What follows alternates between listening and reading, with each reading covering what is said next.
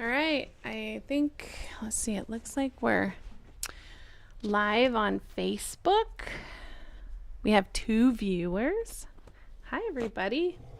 Well, hi, our 2 people who are on so far.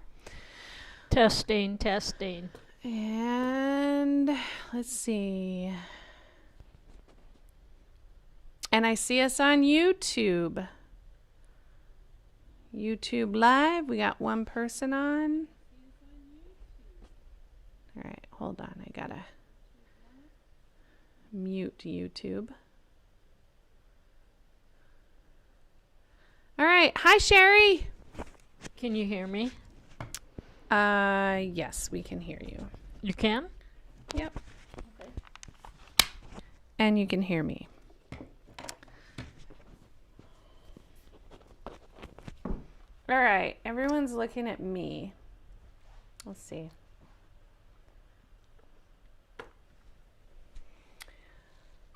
Hi, Cindy from Tampa, Florida. Hi, Gloria. Let's see. Okay, we got 14 viewers on. We came on kind of right at the last minute this morning. Usually I give you guys a little bit more warning. But we were having deep conversations about inventory in the office. So, let's see. Hi, Lori. Hi, Dawn. They're tuning in from YouTube. So, while we're letting a few more people get on, I'm going to bring up something really quick for you guys. If you normally tune into us on Facebook, Facebook is going to change it. They made some changes so all of our live content only stays available on Facebook for 30 days. So after... Go grab another fold template. Okay. All right. So after this video, it will be available on our YouTube channel for a little while to watch. But if you're wanting to tune in later or come back and check it out later, then go to, am I saying the right things? Go to YouTube. YouTube is where it will be there forever. Facebook is going to have it off after 30 days moving forward in the future. So hopefully that makes sense. I can't, now I'm like, did I say YouTube? Did I say Facebook? I'm not sure. So anyway, Facebook, just to reiterate, Facebook will no longer keep the content for more than 30 days, but YouTube, our YouTube channel will have it all the time. So if you are not subscribed to the Quiltworx YouTube channel, definitely go check it out. It's just YouTube, and Quiltworx.com is our page, so it's pretty easy to find us. And I'm going to show you guys, well, actually today is not a good day to do that. Maybe I'll do it another time, but on our YouTube channel, there's a few different buttons. There is a playlist. So you'll find a lot of our content in playlists. So if we're creating a quilt like this one, which is the, we're doing the Cosmic Fireworks, where it'll have a video filmed at one point and then a video filmed, you know, the next video filmed a few days later, and then so on. We will pull all of those together and put them in a playlist on our YouTube channel. And if you, so you'll find them there, or if it's filmed live, you'll find it under the live button. If it's something that we upload and it's not filmed live, like we do the little short videos for the Stash Buster patterns that are in each of your boxes, those ones are loaded and they just fall under general pattern. They just fall under general videos. So there's videos, playlists, and live. And so sometimes people are like, well, I don't know where to go to find the content. If we filmed it live, you'll find individual videos under live. You'll also find things that we pulled together under our playlists. And then you'll find videos that we upload under videos. So that should give you an idea. So go check it out. Subscribe and follow, because the other nice thing is if you subscribe and follow, you can tell it to just automatically notify you when you when we upload a video. And then if you want to go back and watch it later, now you know that it's there. So the YouTube channel is pretty cool. and I would encourage everybody to use it. So with that, we're gonna switch over, and Judy's gonna first show you what's in the box. So, What's in the box? Yeah, shouldn't we do that very first? Okay. So everybody should have gotten their quarter 2 boxes for the large projects. And if you subscribe to the small projects, those are shipping right now.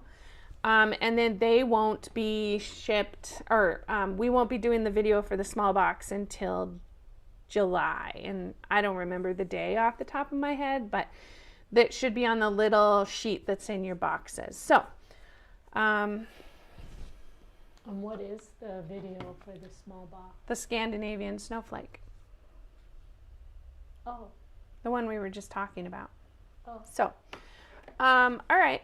Well, go ahead, Judy. It's all yours. All right. So in your box this time, it looks like you have some flyers. So that pinwheel patch, that is the corrected version of pinwheel patch. We gave them, that was the Q1 Stash Buster, but remember we had that mistake in it, and so we corrected that, and that's the corrected version. So if they wanted corrected instructions before they make the pinwheel patch from the Q1 boxes, that's what that is. So just take the old instructions, toss them, and put those ones in instead. And then you have, That explains it. that explains what this is. Yeah. Good. And then we have our book with the coupons in it.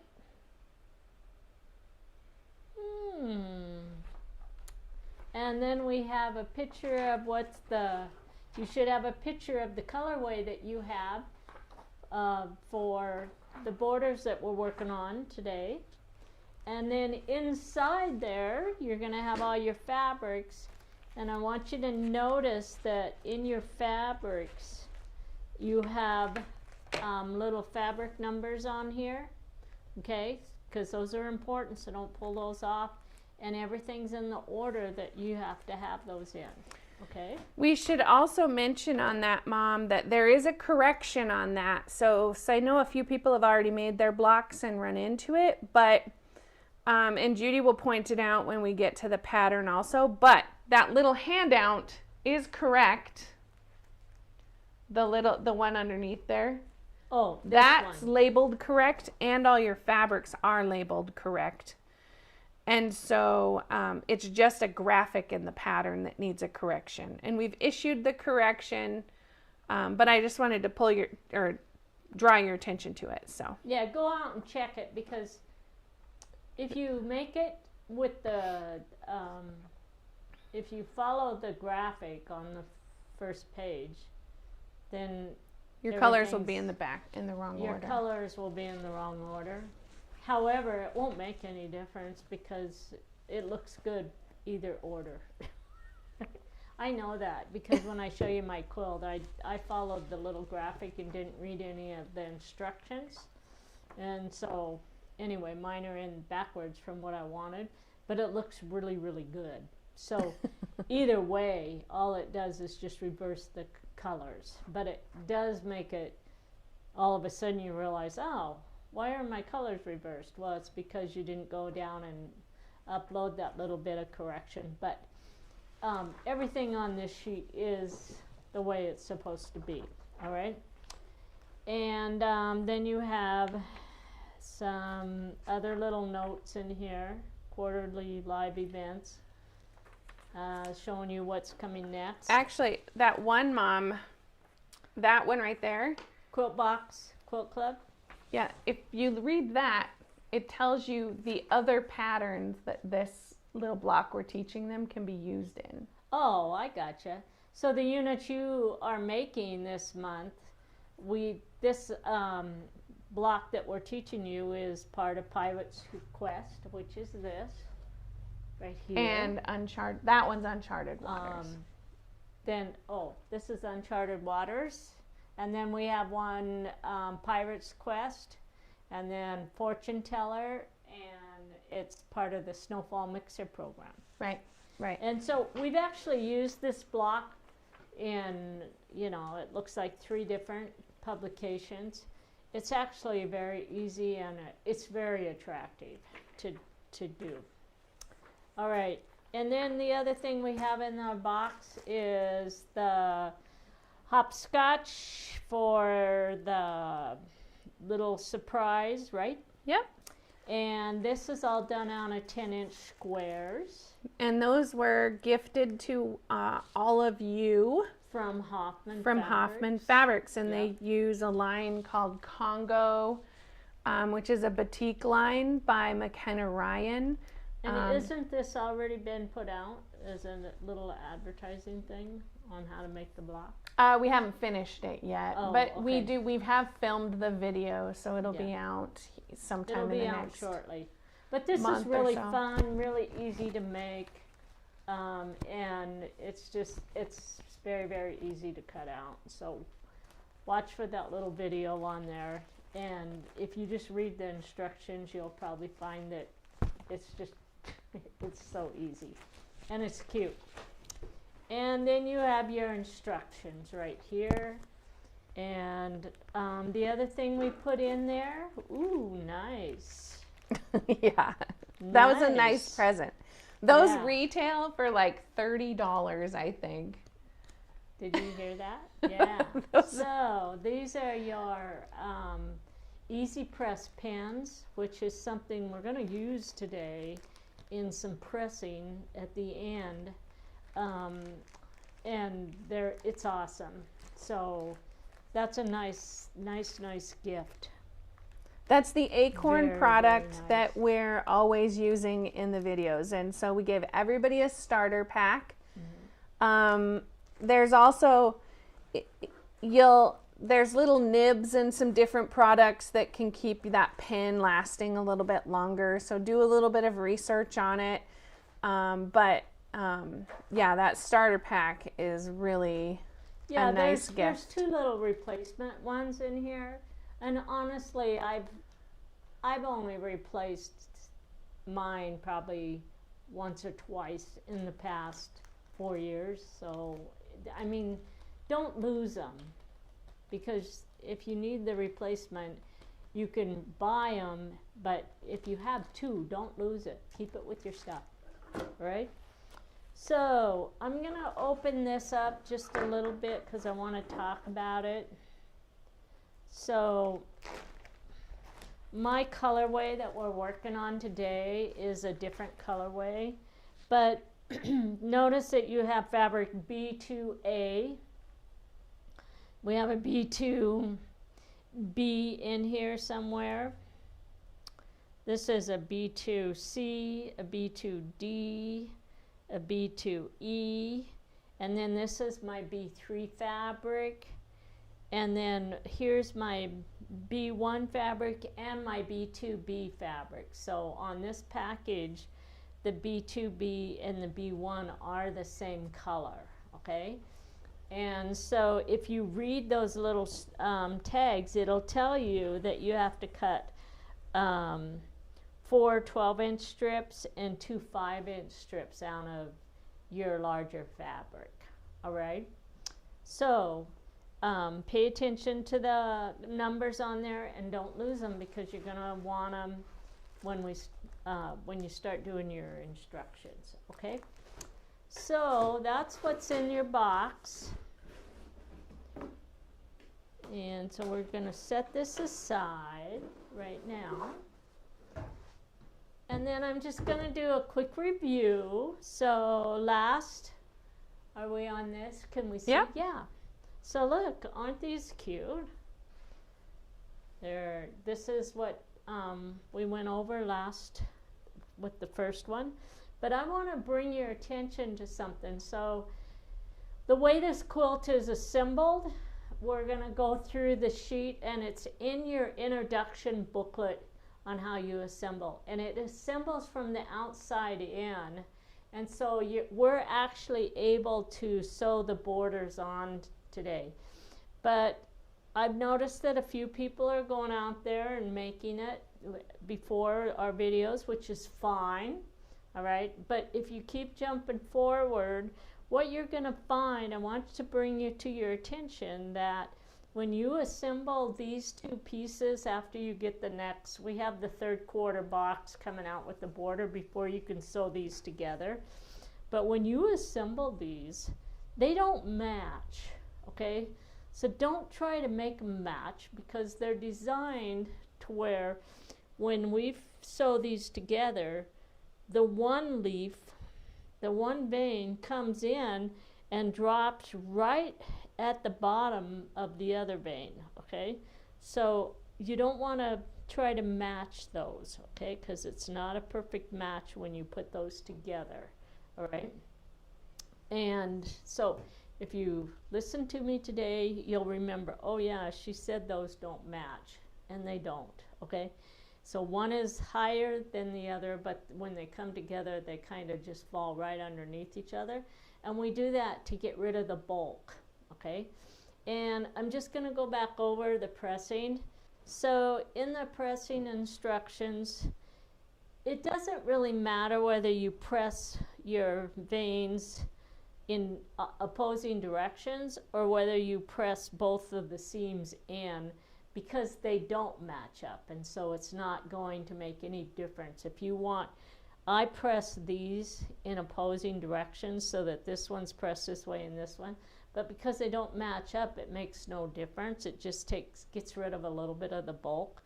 But if I pressed them both in to the vein, then that vein's gonna stand up a little bit more when you go to do your quilting, and it looks really good, but there's no matching seams on there, so it doesn't matter which way you actually do the pressing. So when you press those, just be happy with the way they, whatever choice you make. It's not wrong, okay? So today what we're gonna do is build the pieces that go around the outside. And I'm gonna take you over to the wall. Can we go over to the wall for a minute?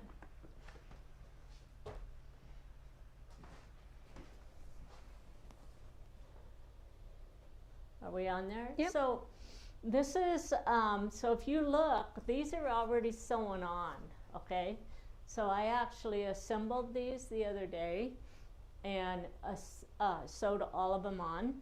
So today what we're gonna do is go through the cutting and how easy the cutting is.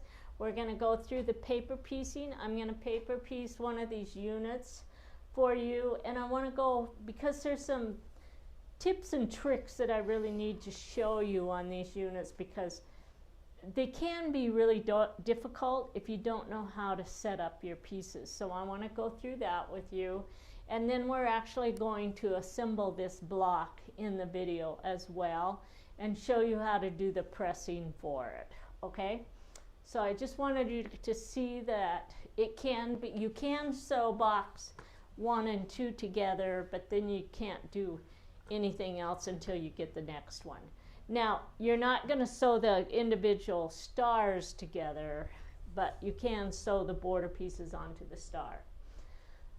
So the other thing I want to go over is, I was sitting here, there are some videos and we've shown you guys a little bit how to set up books. And if you're doing one of these large books, boxes where you have the 4 quarterly pieces, groups, it's really a good idea to actually set yourself up a book. And so I did that today because I'm always trying to find all of the previous instructions to see, well, what was I supposed to do? Was I supposed to press that? How am I supposed to assemble it? You know, what did I always have those questions that I want to go back to. So in the introduction booklet, basically we have all kinds of, there's yardages. You guys just have to kind of read through it to see what's in there. All the general information is in there. Chain piecing is in there. And then there's a layout on how to extend it into the larger quilts, okay? So that information is in there. And then one of the most important parts about it is you get this layout sheet right here, okay? And this is actually, if you guys look at it, it tells you how to assemble your pieces and which pieces can actually be sewn on. So do not lose this page, because a lot of people never even look at it, and then they try to assemble their quilts, and then they go out and they're wondering, well, why do I have that? I noticed the other day somebody was commenting about how many Y seams we had in one of our patterns, and I'm like, well, they didn't look at the assembly instructions, because there are no Y seams in it. And so anyway, I just want you guys to make sure that you realize that there are no Y seams in this pattern. Don't sew the star, just look at these instructions, and it's a step-by-step for you to follow. And so basically we have everything's an exploded view, and then the assembly graphic number 2 shows you the next piece that goes on to the center star. Assembly graphic number 3 shows you the pieces that go on to there. These are all generic, so this can be used with 5 or 6 different patterns. And so you're not going to see all of the little spikes in these layouts. So you have to be able to identify the components as a full component. And your instructions, when you actually get your little booklets, they tell you how far to sew it, and then it tells you to stop. And basically it builds everything into the components that you're actually going to put together here. All right? So this is so important, and so many people just put it on the wall, me including, and then I wonder, well, how do I put it together? And if I just go get this sheet, it would tell me everything I need to know about how to put it together, and it would probably save me several hours of picking out, because I do things wrong, because I just assume, well, this piece goes on to there, and it doesn't. And it's all right here in this sheet. So don't lose that sheet. And just so everybody knows, that part shipped in the first box. Yes. So you get the introduction booklet in the first box. So if you're like, well, I don't have that, go back to your first box, because that was part of what we sent you at that point in time. So. And you're going to start using that introduction booklet. So you need to know where it's at. When you get your third, because I had to use it in order to assemble these, and then I will use it again in the next one, because I'll be able to assemble the next groups together. So we're not assembling from the outside in, we're actually assembling from the inside out, so we can assemble as we move forward with this. All right?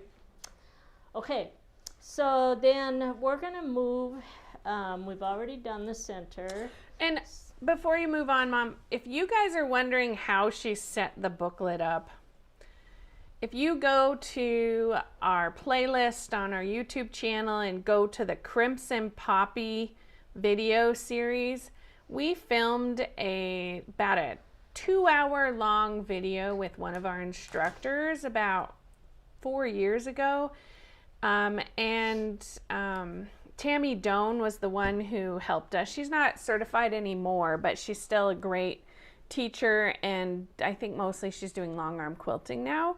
But she helped us film that, and she did an excellent job explaining all of the pieces and parts of patterns, how to set up these booklets, and she just goes through it step by step. So she'll give you a lot of little hints along the way. Okay, so today I actually am going to go to this one because I'm working on 2 quilts at the same time. So what's in my book is the one that's on the wall. But I want to show you, so I cut these apart and then I'll put them in the book when we're done today. So I have all of these little swatches, and when I get started on a pattern, once we get all the papers cut out, and I've gone through how to cut out the papers and go through and do all the sorting, so we're not going to do that today. We're going to focus on the cutting process and bagging, and then the paper piecing and how to press, all right? But it's important for you to go in on the first page. If you look on page 1, and we're going to go down to the bottom, there's 2 color layouts there, all right? The standard color layout has multiple colors in it. That's the one that has the correction, because where we have B2A, that should actually be E. I reversed those when I made that little graphic. And so that needs to be reversed, okay? And then the other thing that really helps is to grab your fabrics and figure out which ones are which, and put a little swatch there in the order that you're building it as well, okay? I'm not sure, did you do any of these that use the alternative? No, Oh, every okay. one of them uses that version, so they all had different spikes in them. Okay, so a customer, if someone chooses their own fabric, Yeah. they could have done it. So we have Yeah. a few people who bought pattern only. They could do it the other Okay, way. well, but I'll tell them. So if you go to the alternative layout that's underneath there, you'll notice that your B2 fabric is only one color. It's the same color all the way through that. And when you go into your instructions, it's important that when you read through there that we start with the standard, and then as you get down, you'll find at the bottom of page 2 in the second column, it says alternative. You guys aren't going to do those alternatives right there, because that's what that is that's a template layout sheet that allows you to cut everything from the same color. All right, so now that I've kind of explained that, I want to show you on your papers. So as well, when you cut out your papers, this on the TP, the newsprint that's labeled TP234, you're going to have a template layout sheet that says alternative unit B3. Just cross that out and throw it away, because you're not going to use it, okay? You're actually using the individual colors that we gave you to do your spikes. So every one of your spikes is a different color. And then when you go to TP235, that's at the top of the page, you have another alternative unit B2, and you're just going to throw that away as well, okay? Because you're not going to use it. You're going to use the multicolor layouts, okay? Now, then everything else that you're going to be cutting up and using for your pieces, okay? So we kind of covered that. You're not doing the alternative. So now we're going to actually turn to page 2, and I want you to notice that I put all my fabric swatches in here. And once I put those fabric swatches down onto my other sheet, when I was making my other one, that's when I realized, oh, I put these in backwards. And that's when I said to myself, went back and started looking and realized that there's a correction out there for that, okay? I didn't change what I did, because in the big picture, it just looks great both ways, all right? That's how she did it. She was going to put the purple at the bottom and the blue at the top and go in the other order, but I didn't. I did it the way Judel set it up. She just left it. Yeah. She just left it. It does look good. Really, really pretty. Yeah. So, anyway, if you make that mistake, or if you made that mistake, realize that it's just fine, because it looks great both ways, okay? All right, and so then we're going to go underneath here. So I have my fabric swatches here. And because I have different colors that I'm working with, I like to go in as well, and I start looking. So the very first thing we're going to cut is fabric B1, and I put the fabric swatch on there. And then I also took that same fabric swatch and I put it on my template layout sheets as well, so that when I'm cutting, and then I pinned it to that. So here's my fabric B1. It called for cut 8 6-inch by 42-inch strips. Now, that's under step 1. And if you read right underneath fabric B1 at the title there, it says, if you cut your strips using the Quiltster apps, you will need to subcut each 12-inch strip into 2 6-inch strips. So basically, when we gave you the pattern, we used what's on Quiltster. And the reason we keep those sometimes we have to do that where we're cutting more than one strip from this piece of fabric that have to be from the same color, and so we have to combine those. And so sometimes you have some sub-cutting that you have to do. We're not giving you everything exactly the way it's supposed to be cut, all right? So if you ever see those little notes there, realize that that's because I need two different units cut from the same fabric in order to make the colors come out, and so we'll combine those 2 units, and then you'll have to go through and do your sub-cutting on that, all right? When we go down there, so I just put a fabric swatch so that I knew what fabric B1 was, so I didn't have to keep jumping around in my pattern. And then I came over here and I find fabric B2A to B2E. So this is going to give me all of the rest of the fabrics that I have here for the spikes. And I have a B2A, so I looked over here and okay, well that's my white fabric.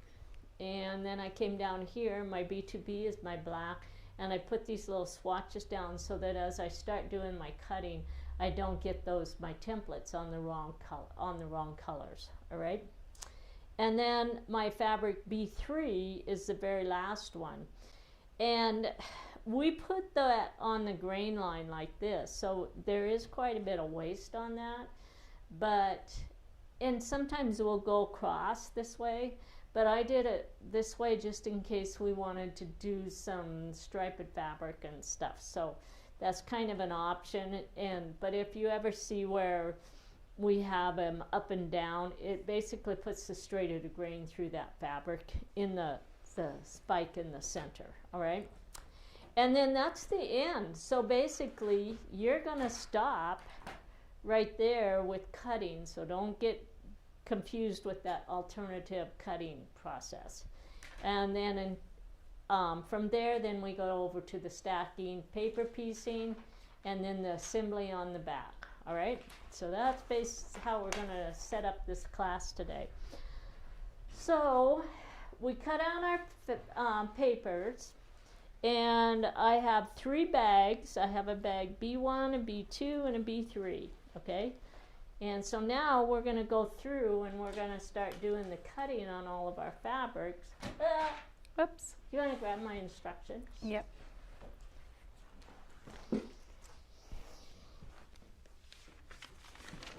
There you go, Mom. And I have all my fabrics in order, so I want you to see. So I've got the template layout sheets that are supposed to go with that black fabric. I have the template pieces that go with my white fabric. I have the template pieces, that's my B fabric. Underneath there is my C fabric, my D fabric, my E fabric, and then my center spike, which is my B3 fabric, okay? So I like to, I've done this in several of the other videos prior to this, where you go through and you pair up all of these template pieces with your fabrics. Okay, this fabric does have a right and a wrong side. It's kind of hard to see, but you need to follow your instructions because you have to separate out your pieces. So I look at the little pictures and it tells me to cut 8 6-inch strips, okay? So we're gonna take this and it's all folded together, right? And this is a 12-inch strip, so all I'm gonna do, because when we do these strips, we don't have to be like really perfect. And so I'm just gonna lay this on here and we're gonna cut 2 6-inch strips. And the whole stack. And I'm just gonna take it on here. When you guys are cutting like this, you should pay a little bit of attention. So I'm measuring this and it is coming right down at 12 inches. okay? Sometimes you have to make several cuts like that. I only have to have 2, so I'm okay. But let's say I had to do 3 or 4 cuts in there. Each time you cut, you might lose just a little bit of distance in there. So you want to make sure that I always like to cut just inside my lines if I have to do several cuts. So I'll just make sure that my ruler, instead of being over the line, keep it inside the line so you always have enough fabric for that last cut, right? So now we have 4 layers here and 4 layers here. And so if I read my instructions, it tells me to stack each one of these stacks into a group of 4. So I have a group of 4 here.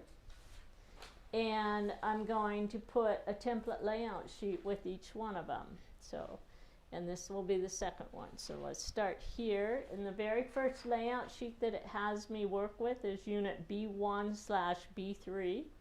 And that's B1/B2, so that's going to go with that stack. And this one's going to go with that. We have to open up our fabrics. And they're going to be right side up. Okay, and notice this little crease in the center. I'm going to show you how to use your starch pen.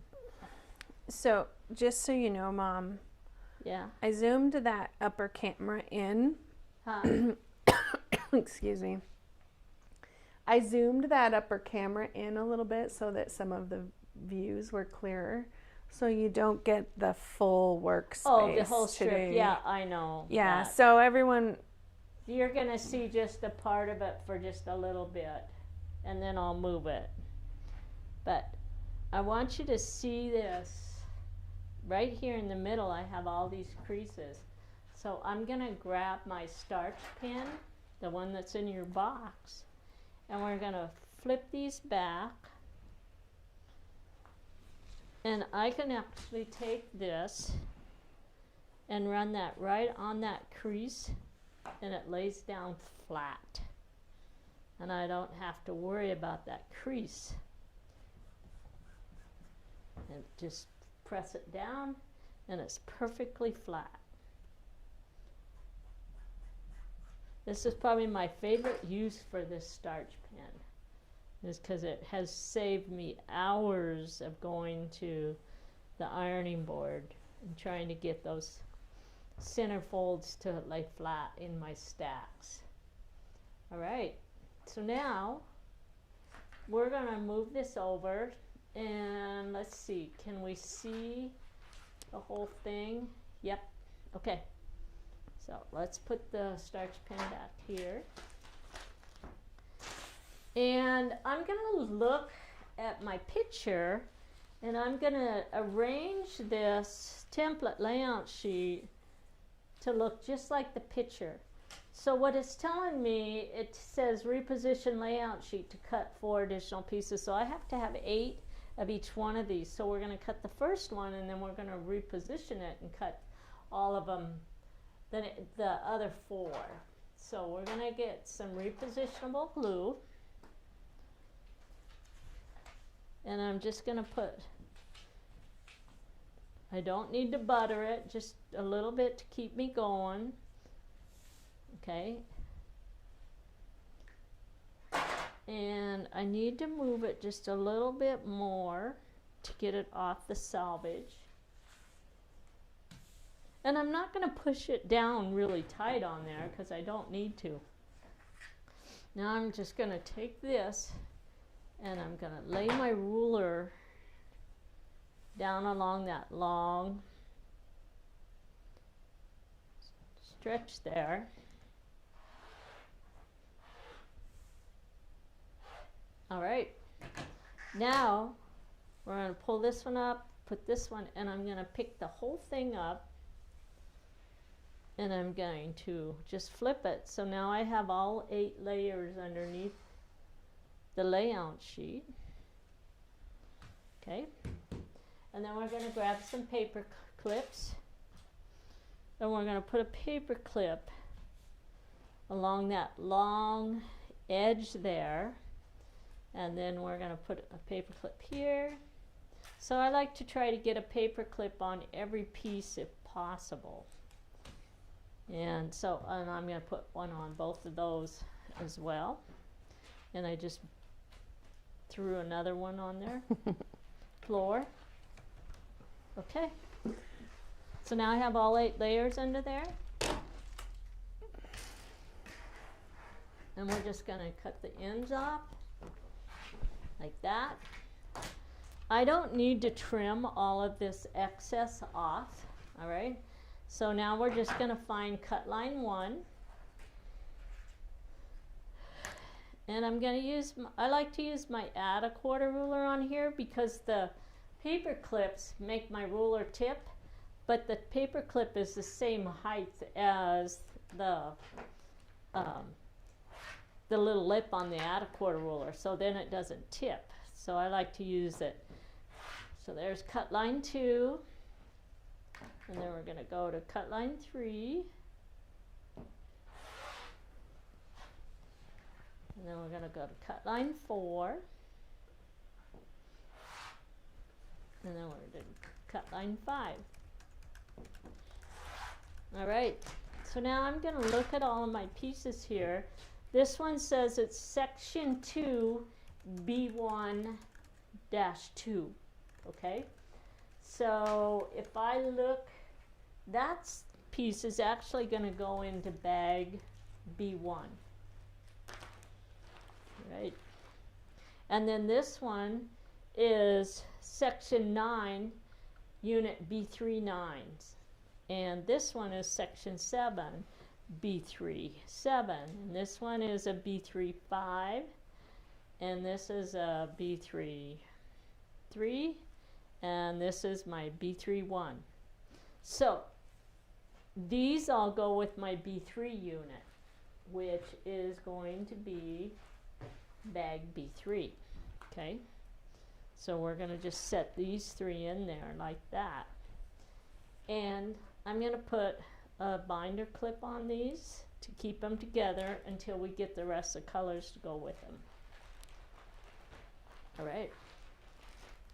Now we're going to take the other one and we're going to do this exactly the same way, except we're just going to go a little bit faster with it. So we're just going to grab,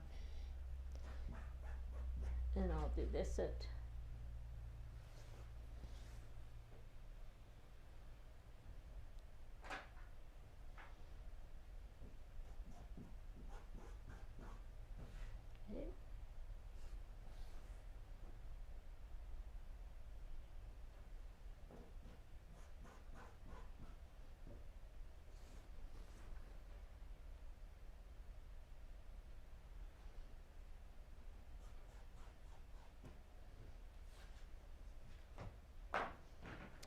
just going to straighten this up really quick.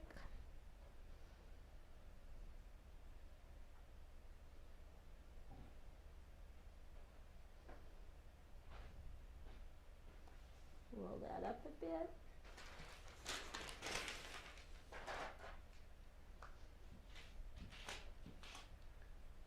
Put this on.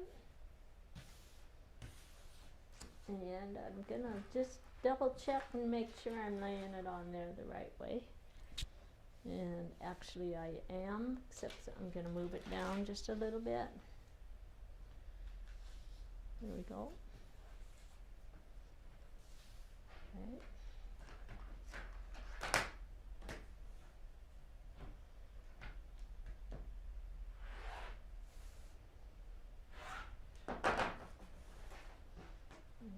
Take this piece, we'll flip this over, put all 8 layers underneath my layout sheet, grab our paper clips,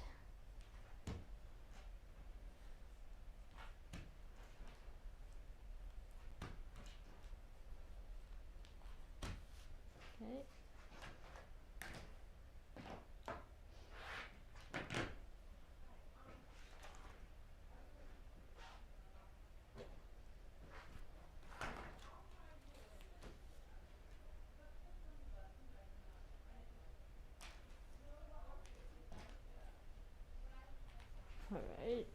Now we're going to find cut line 1. And cut line 1 is right there. And then we're going to go to cut line 2. Then we're going to go to cut line 3.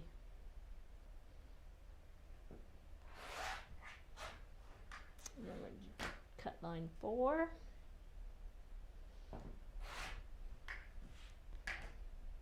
There's cut line 5. All right.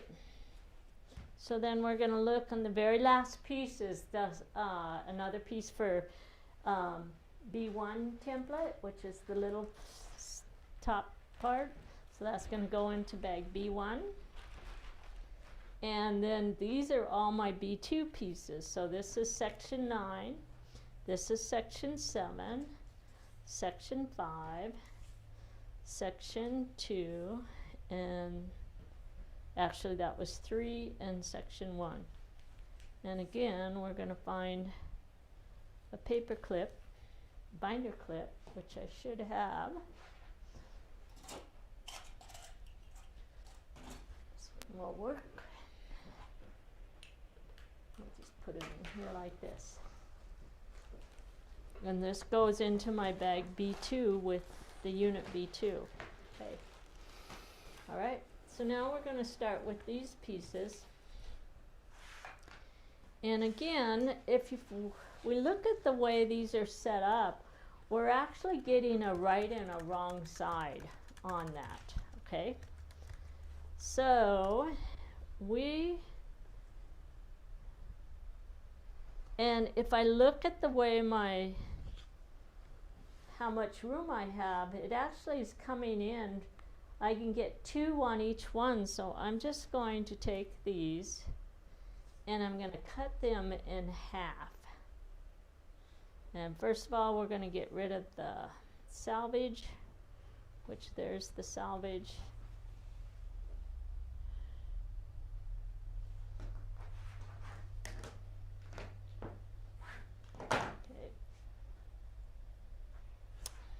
All right, now we're going to find the halfway mark. All right, and we're going to take our starch pen and we're just going to quickly flatten these out right here along that edge.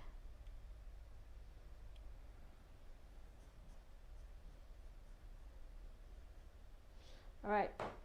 So this fabric doesn't have a right and a wrong side, so I don't really have to worry about restacking them. So then I'm going to take my template layout sheet and it shows me that one's going to be like this and the other one is going to be over here. So I should have 2 layers and I actually have 4 layers. So we're going to go like this. And then this one's going to go on here like that. So by doing this, by cutting them in half, basically what I'm going to do is take this, slice this, flip this piece over, and that gives me my 4 layers right here. Okay.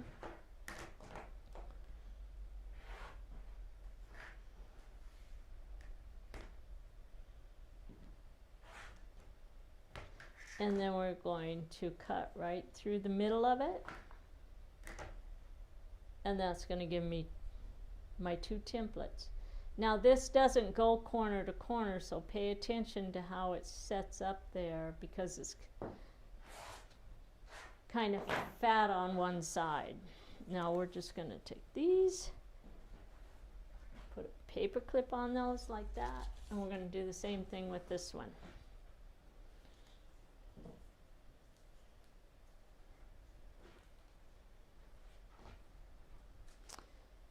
And these are where we only have the 1 template. I'm not even going to worry about the repositionable glue on it because it's easy to hold down 1 template with your ruler. So we're going to go there, And line that up right along the edges.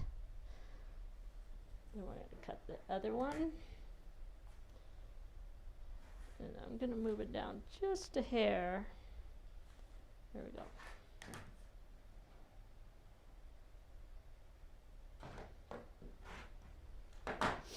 Okay, and on these I'm going to actually just trim off these edges because it makes it a little bit easier for me to see how to position them onto the papers. No, just slip this.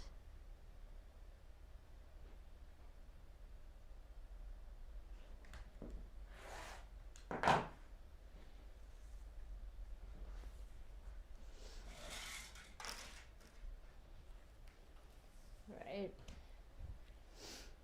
So this is my B1A fabric. I'm pretty sure. Did I throw that tag away?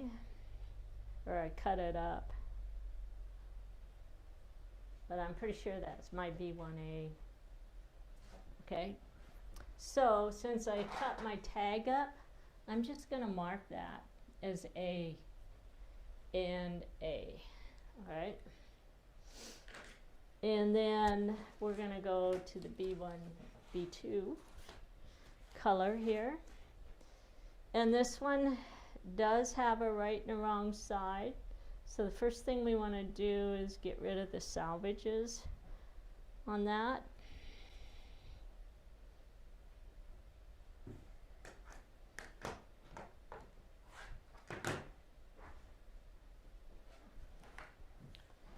And then we're going to cut the middle.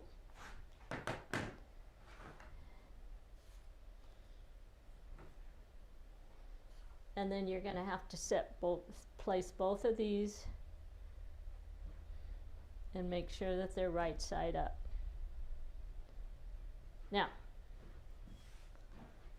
then we're going to take this template and we're going to put this one on here like this.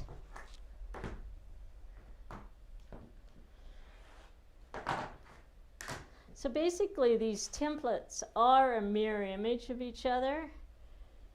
And so if you want, you can actually put your fabrics right sides together and cut them. But you still have to come back and cut that template apart. So it's not really going to save you any time to just cut them individually.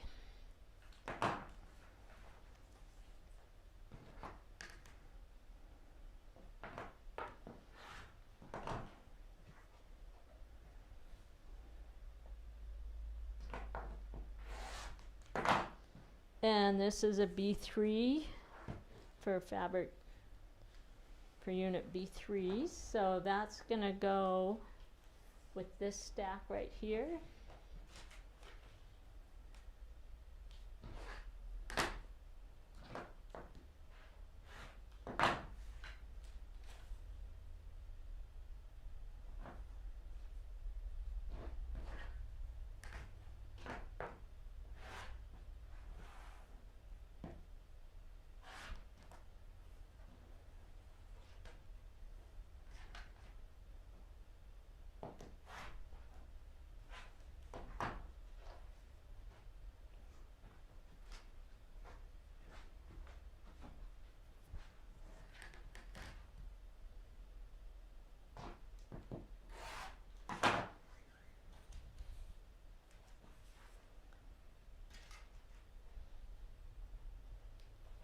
Okay, so that one's going to go there.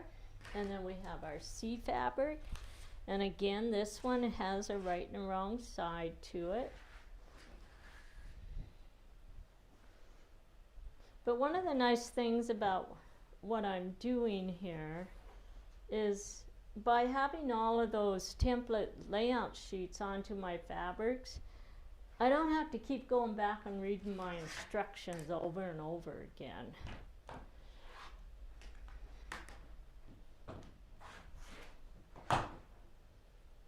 We're going to get rid of this ruler.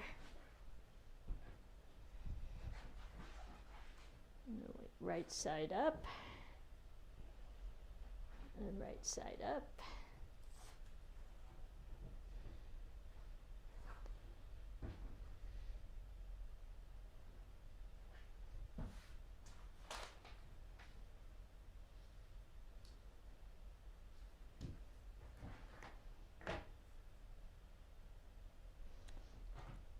Each one of these templates are just a little bit different in size. So if you're using all the same color, you can't mix them up. You have to keep the paper templates with them. You can't just like, oh, I messed up my fabric and put them in the wrong place and switch them around, because they are a little bit different in size. I know that because that's one of the things I did, and I had to go back and recut a new piece because it didn't fit. Because I thought, oh, I can just mirror image it.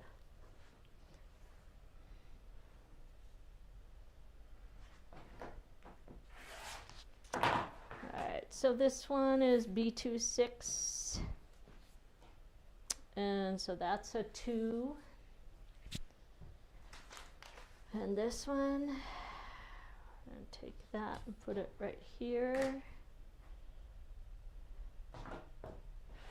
And then we're going to flip this over.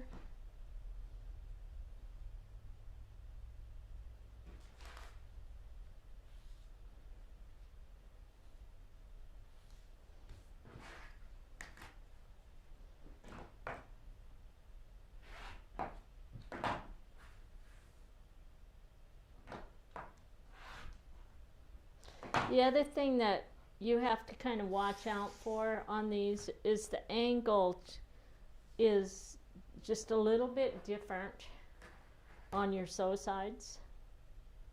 So that's why I'm trimming off the excess on there, is because of that angle on the sew side. Because see, I have about a 1/2 inch sticking out over here, and then this one is underneath there. So it's not just a cut right across there.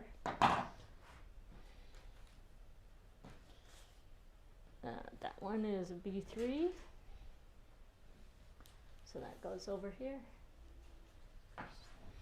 Couple more pieces.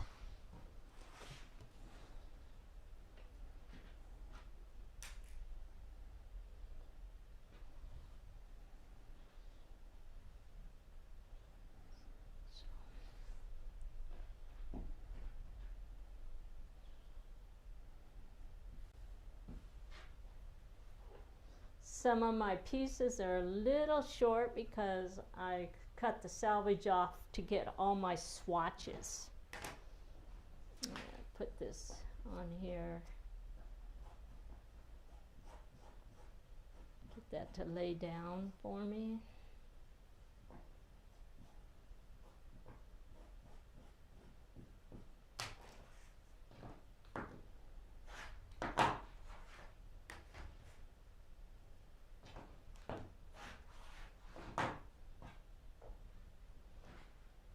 And this is my D color.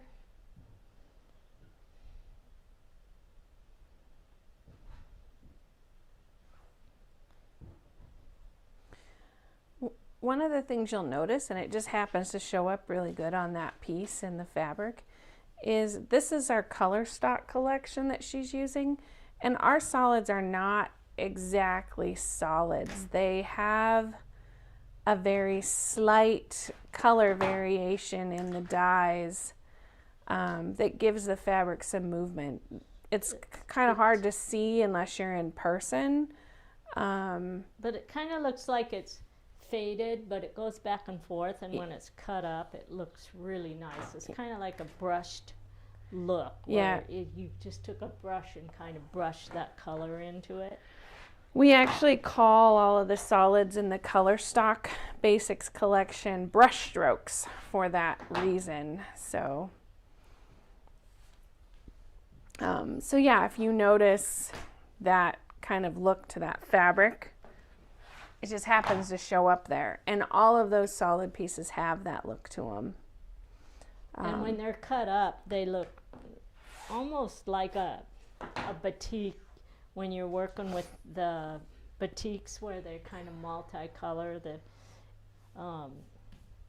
It's a really nice look. It's the way it finishes up. So this is my section 8. Okay, here's my other template.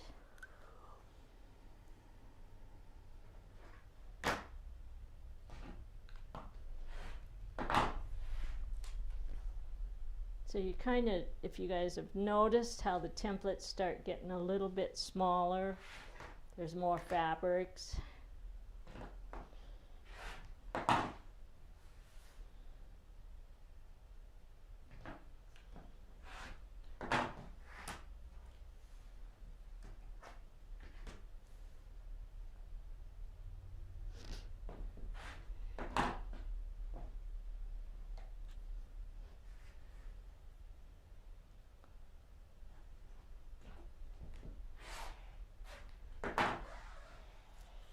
And then this piece right here, that's 8.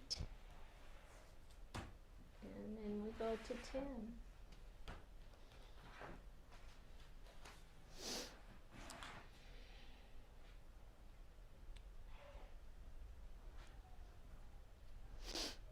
Let's see, right there.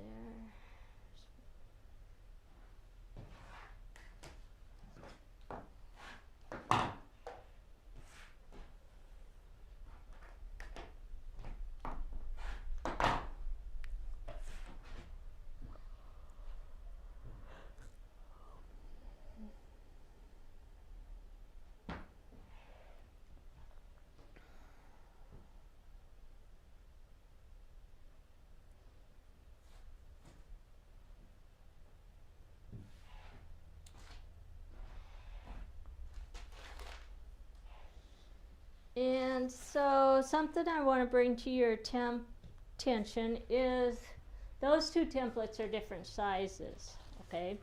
That's where I ran into problems, is I actually cut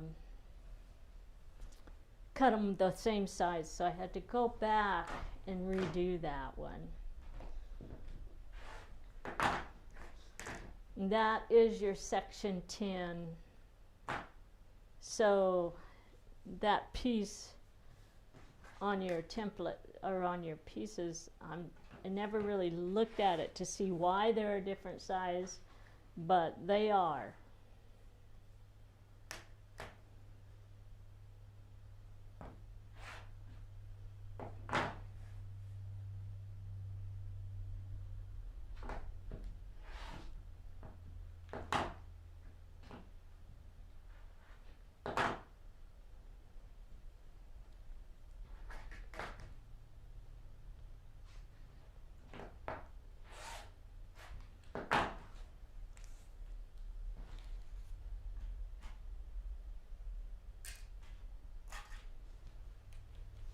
And so this one, and I wasn't paying attention to these either. So this one is actually a B3. This goes over here and this one goes here. So don't get those mixed up. So this is a B210. Just double check. Yep, those are all B2s. And then we're going to take this one.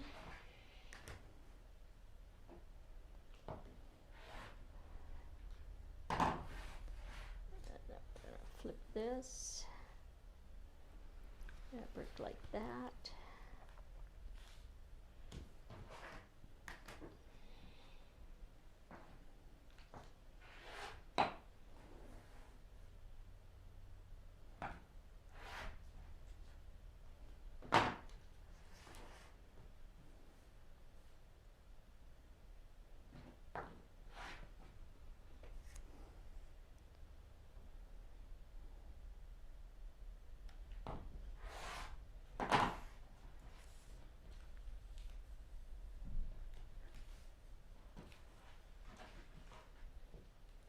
Okay, this is a B310. All right, so let's get rid of all of this stuff. And we have just one more piece to cut. So on this one, this fabric I can leave folded because it does, it's same color on the back and the front. So all I have to do is, it looks like I'm supposed to have an 11.5-inch strip. So I'm actually going to cut that straight.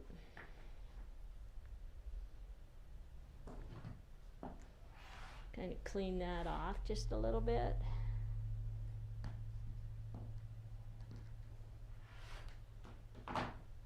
And then fold it. And it says to cut it at, and I'm just going to take my template and cut it the length of the template, which is probably 11 inches.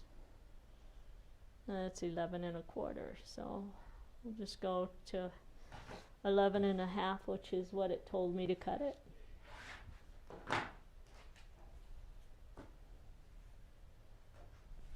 Okay. So now I can just take this one and I'm going to put repositionable glue on it because we're going to reuse it. And I'm just going to stick that up there like that. So that gives me 2 pieces. This is going to give me 4 pieces.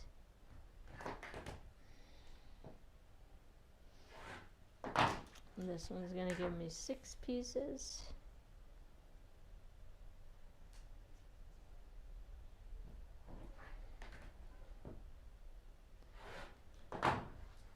And 8 pieces.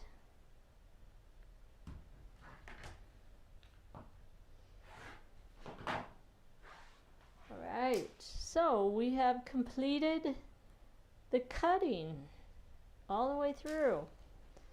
And this is a B1, so this is going to go into my B1 bag. Okay. And then this one, this stack right here is going to go into, this is my B3 bag. So we're going to slip these inside here.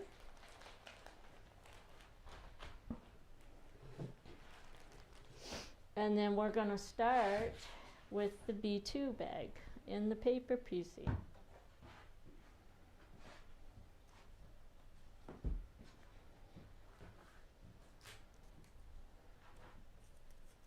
Okay, so we're going to clean off the table, get all of the little paper clips off of there so we don't cut through them.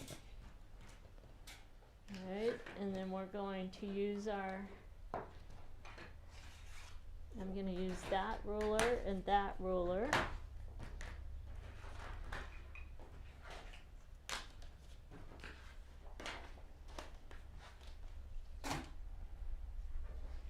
I need a fold template. And I think that that's pretty much what we need there. So we're going to pull these pieces out.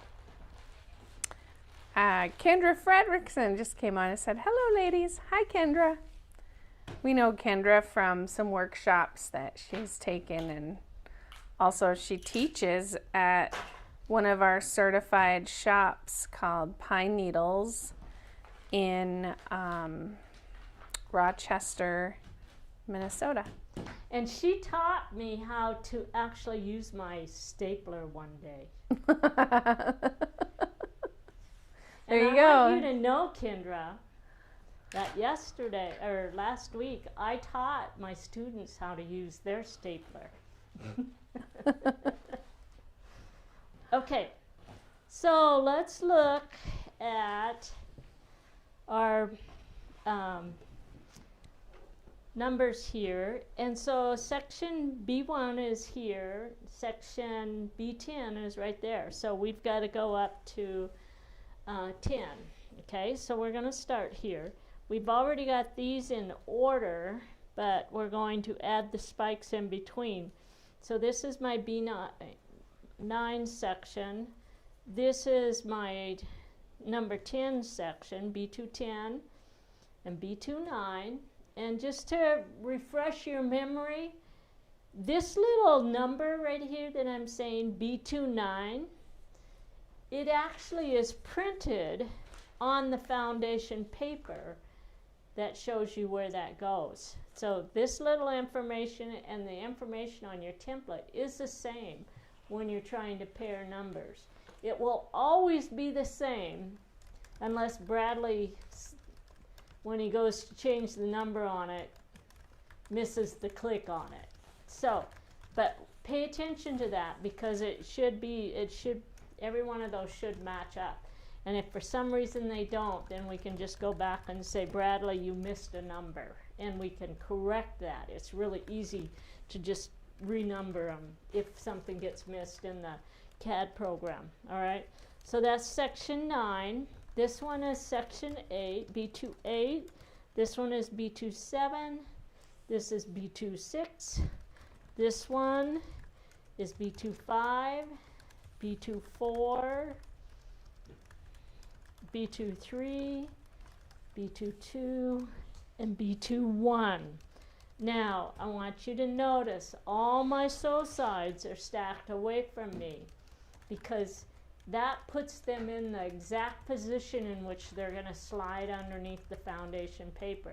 So you don't want to have them flip like this or flip like this. You'll want to have them away from you when you're working. The only time that's not going to be the truth is if you are left-handed. Then you have to figure out how to position them if you're working left-handed, because your paper is going to be you're going to be sitting there cutting at a different angle, okay? So section 1. I'm only going to make one of these, but we're going to start with all of them to get the first 2 sections on. So even if I only want to finish 1 unit, I actually put 1 and 2 on the whole stack, because then I don't have to go back and figure out how to get those positioned properly, right? So we're going to take this and we're going to look at the way this is set up. And basically, if you flip this, this template and this template are basically a mirror image of each other, all right? So when this fabric goes underneath, you have to have it wrong side up. So this one's going to get flipped like that. And then all of those fit right underneath there just like that, all right? So we have the fabrics wrong side up now. We have them positioned to match this section, all right? And if I did that too fast, just go back on your video and look at it again and watch the way that's done, all right?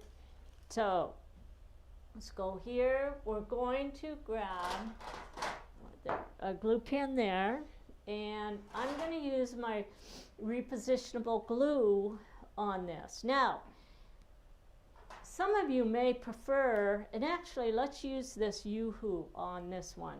This because these cottons are hard to get to stay on with the repositionable, and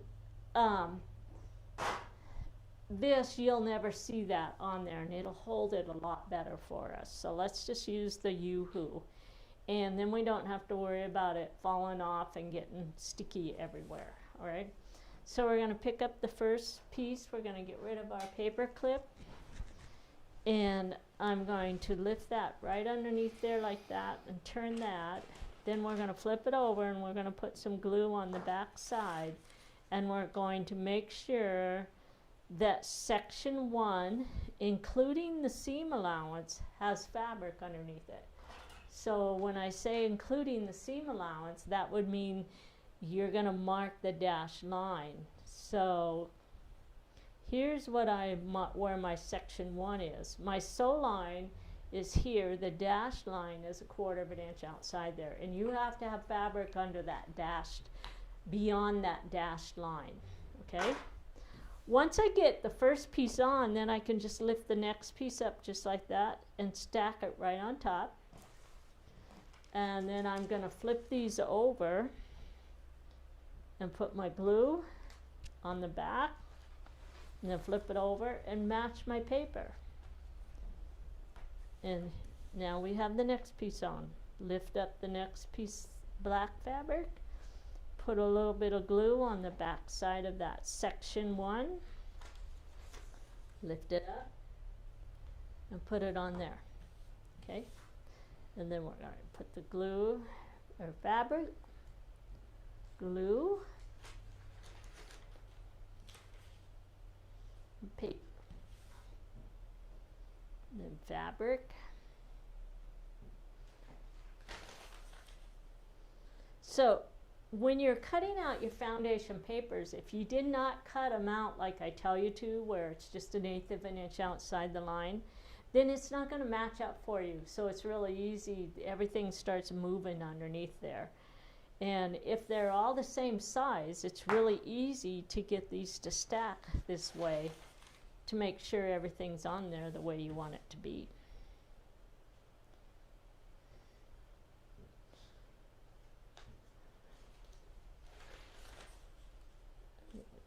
The next one, and our very last piece. Now that's a lot easier than having to go through and try to do each one of them one at a time.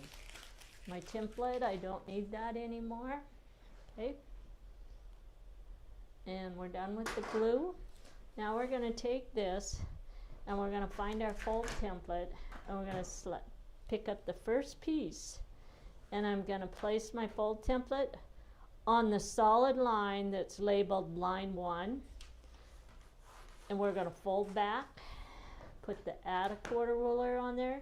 Do you see why I'm using the long one, my long add a quarter ruler? It's because my paper's really long, and if I have the short ones, then it gets caught up and it never lays down properly for me. So there we go. Now we're going to take this, and I usually crease that a little bit more, and now we pick up the next one, and we're going to set it up there off to the side.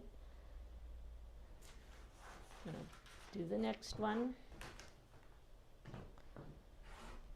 Trim. Pull the add a quarter or the fold template out of there and stack them. Don't open them up after you trim.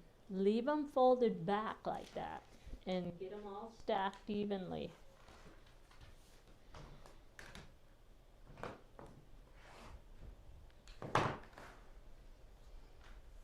Kendra said she's teaching her youngest daughter Quiltworx right now, and she's working on the carnival flower as her first Quiltworx quilt. Awesome. Sweet.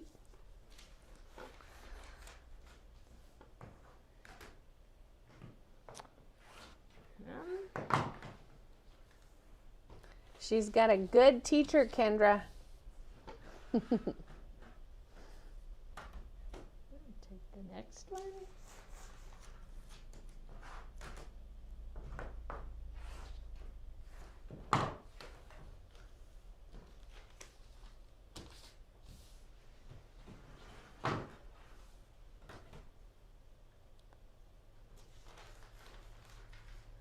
And it's just repetitious.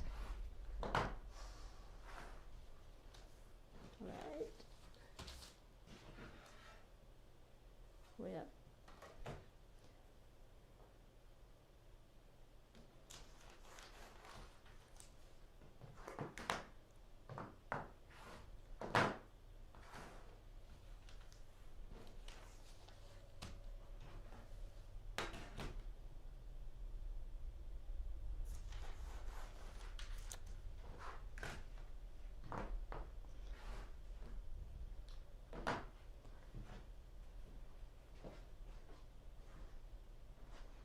Okay, since all of my colors are the same for the next piece, I don't have to worry about orders or numbering papers or anything. All I have to do is figure out where this section is on here, right? So this can be a little bit hard to find that section. So I'm going to show you how I do it, and then I'm going to make some suggestions for you. Right? I have a tendency to just come in here and move it up to the dashed line by the next section. So it'd be my dashed line for section 2. Okay, and then I fold it back, and now I can mark that with my highlight pencil. Okay, and here's my section. So basically that fits right underneath there, and I have to make sure that the fabric's under there. Okay, so something else that you can do, and this works really, really well, and I'm just going to pretend like we're doing it that way. I'm just going to use a pen. I can actually come in here, and if I have a light table, I could mark all of these dashed lines, and I would mark, let me get these marked, and then I'll come back and tell you which lines they are.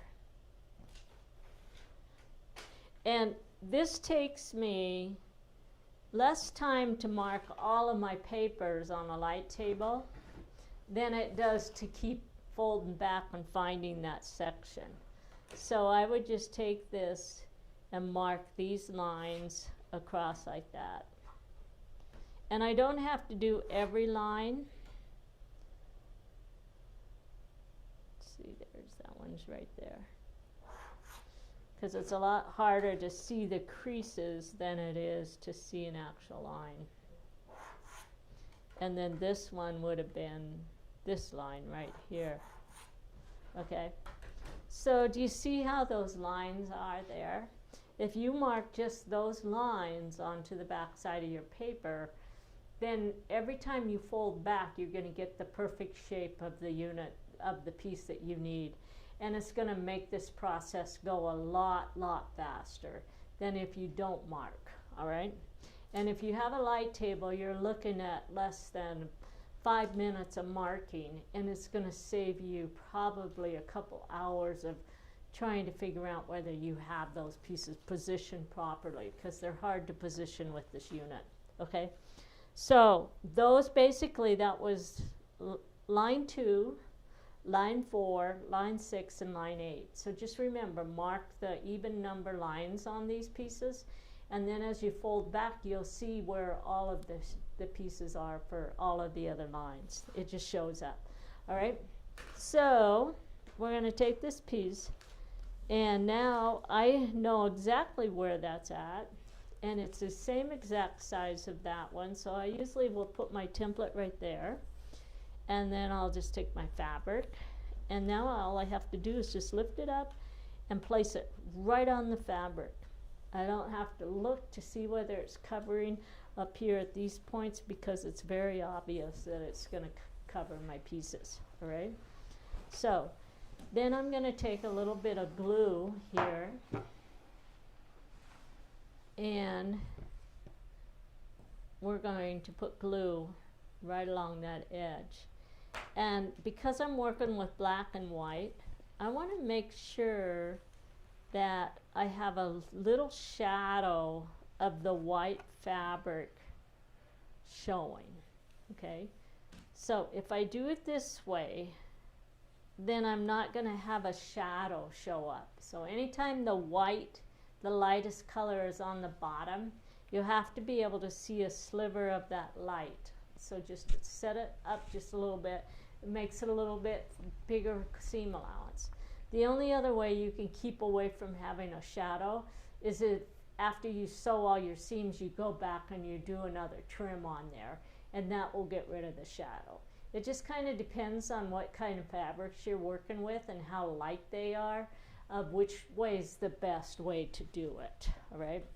So we're going to take the next piece, and we're going to put it on here like this, okay? And I'm just going to kind of keep it matched up, and then I'm going to run my glue right along that edge,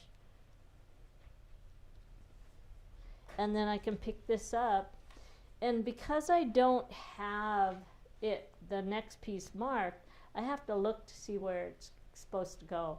So another thing I can do, and this works pretty good, is if I have a stiletto, I can open this up and I could come in here right to the top of line 1, and I can poke a hole in my paper. And now I can pick that up, put my finger there, put the finger down here at the bottom, and I can put that in place. And I have to make sure that the bottom of my paper has fabric under it, and where my little hole has fabric under it, okay?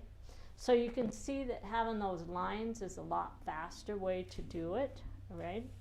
So I'm just gonna work with these two. We're not gonna do the rest right now.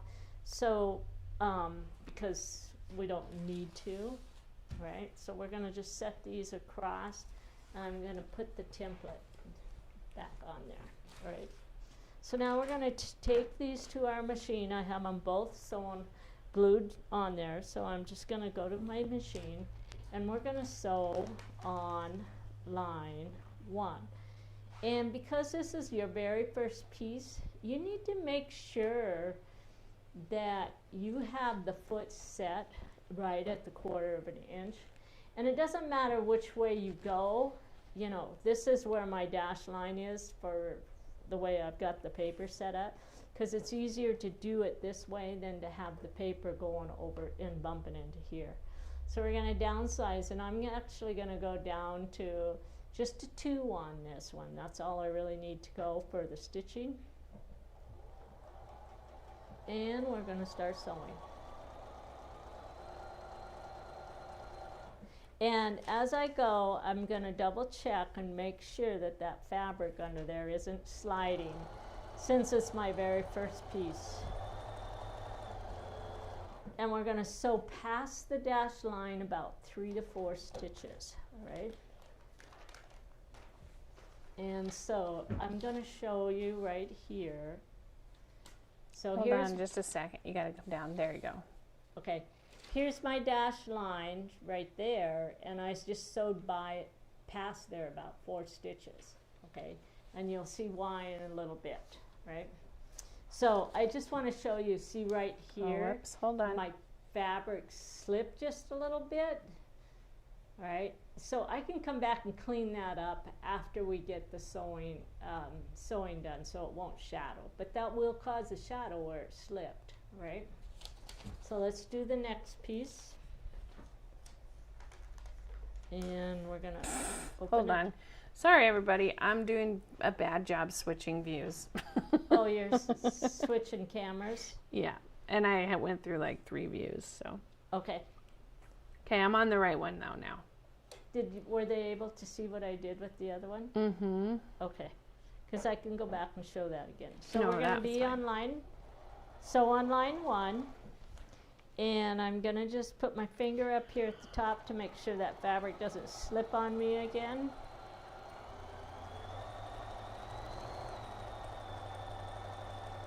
Okay. And we sewed past the dash line. So I'm going to show you how to fix that where that actually slipped. So I can fold this back at this point, and I can actually take my ruler and come in here and just do a little bit, just trim that off just a tad there.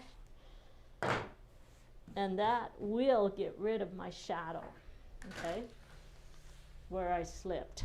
All right, so now we have both of these pieces, and we have to go to the iron. So when you start ironing and you have a whole bunch of paper like this, you don't need to iron the whole paper because that starts a shrinkage process in the paper. So all we have to do is just place the iron right here. And I'm gonna actually, because I don't have a steam iron, I'm actually going to take this pin and I'm going to run it right down that seam there. And you can do that on the back side before you fold it. It's a little bit easier. And then when I flip this over, I can actually finger press that. And now I'm going to go to my iron and I'm going to press that. But I'm just going to press this area. I'm not going to press all the way out there because there's no reason to do that, because it just shrinks the paper. So we're going to move this over. All the stickers are stuck to your sweatshirt. Are they? Yeah, on the right hand side. Well, we'll know what my colors were when I get home.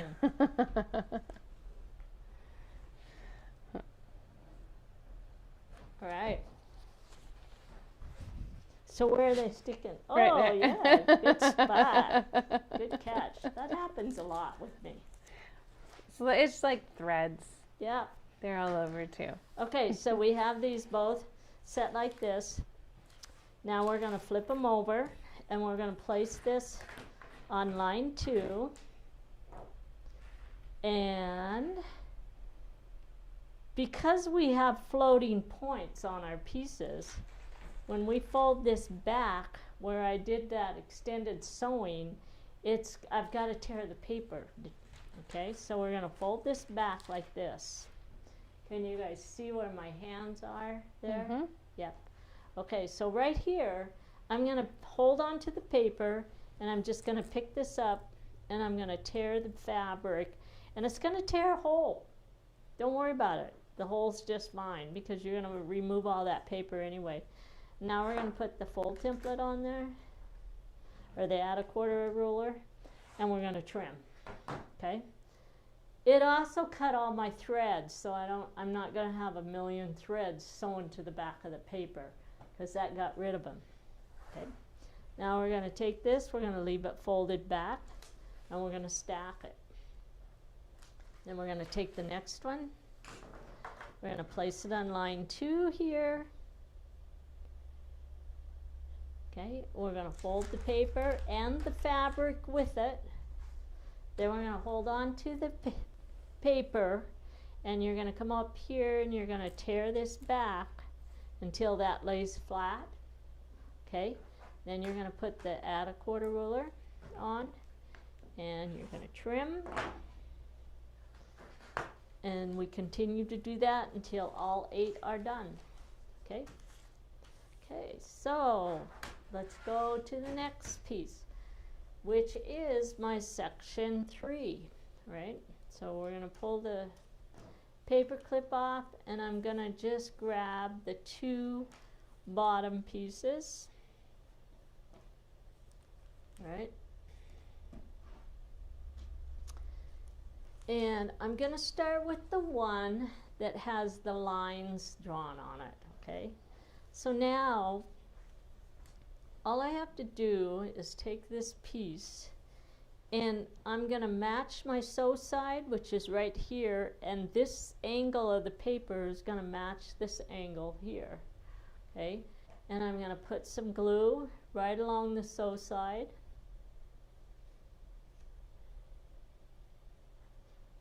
Right, we're going to pick it up, and I'm going to use my paper as a guide where to position it. And I want about just a little less than 1/4 of an inch showing right along that angled paper there, and then we match the sew side. Because the black fabric's on the bottom, I don't have to worry about a shadow because it presses into the black. Okay, so your seams are always pressed towards the fabric that's on the bottom. All right, so I can just set this piece aside like this. Actually, I'm going to leave it right here. We're going to take this piece, put it on top of there, put a little bit of glue along that edge, pick this one up, and again I'm going to use this edge of the paper here, and we're going to line that up parallel to the fabric about just a less than 1/4 of an inch, and there we go. And we're going to push that in, and you just keep stacking until you get all 8 pieces stacked. And now we're going to go to the sewing machine again, and I'm going to set it. I'm going to start sewing before my dark line, okay? So we're on line 2, and I'm going to start about 4 stitches before those dashed, where the dashed lines are, and we're going to sew on the solid line that's labeled line 2.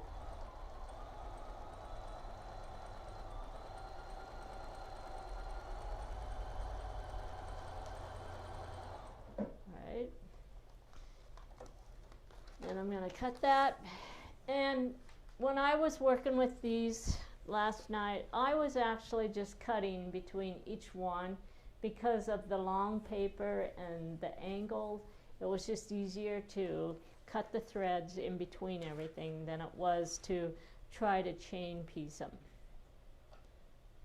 So if you have a thread cutter, use your thread cutter. And you know what I just did? I started on line 3 when I was talking to you, not paying attention, and we don't want to be on line 3. We want to be on line 2. So we're just going to pull that out. And because it's glued, we don't have to worry about the paper coming undone. But I do need to get the stitches out. And so we're just going to go lift it up like that. Take my trusty old rotary cutter and cut my threads. So I watched you know that show, I don't know if you watched it or not, Mom, but there was this show on Netflix called The Quilters. I don't know if you knew, even know. Oh, you mean because like you know, the guys Mom, in yeah, prison? and the guys in prison. Yeah. One of the guys in the show was using his rotary cutter to cut all of his to thread. do that, and I had seen a whole bunch of comments online of people who were like, I can't believe that he would do that, and I had to laugh. I was like, well, that's what Judy uses as opposed to a seam ripper because it's really fast. Yeah, it is fast. So if you ever want to know, Judy uses her rotary cutter to as a seam ripper. Okay, so we're going to check and make sure that it covered, and it covered perfectly. I'm going to take my starch pen, run it down here right on that seam, and then I'm going to fold back the fabric, okay? And then we're going to do the next one. So let's just go like this. Fold that back, covers perfect, and then we're going to go to the iron. And again, we're only going to iron the seam that we just sewed. We're not going to iron the whole paper.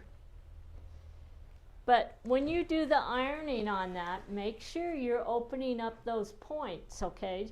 Don't just set the iron on there, because if you get a fold along that line, then you're going to end up with a point that goes all the way past your seam allowance, and you don't want that. And these are floating points, and it should set back.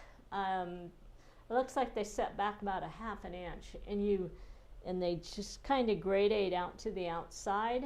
And so if you get one of those points off, then you'll end up with a spike, your points kind of zigzagging along the edge. So make sure that's a pressed seam and there's no folds there. So we're ready for line 3. Okay, and we're going to put in this one, yeah, this is the one that I marked. So I put this on line 3, and we're going to fold back the paper and the fabric, and then we're going to just tear this until the fabric lays down flat for us. Okay, don't worry if the whole edge is like the paper tears there. It's not a big deal. Okay, put the add a quarter on there, and you're going to trim. Right, and then after you remove the fold template, you can kind of repress that, and then we're going to do the next ones.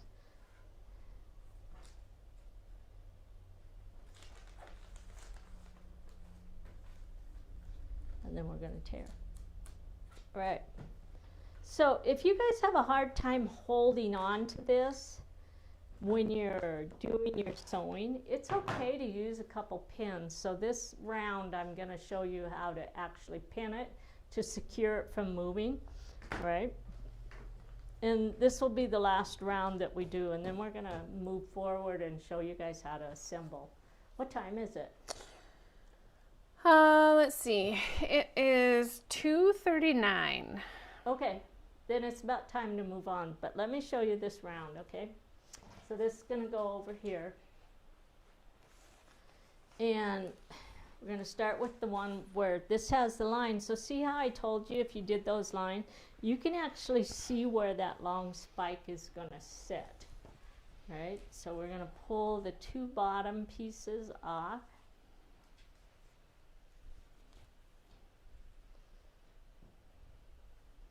And what I need to do is see this point where the paper and that line come together.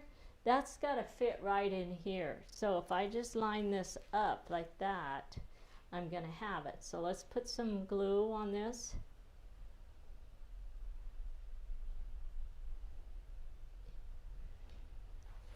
And it doesn't take much glue along that edge. Then I'm just going to line this up like this.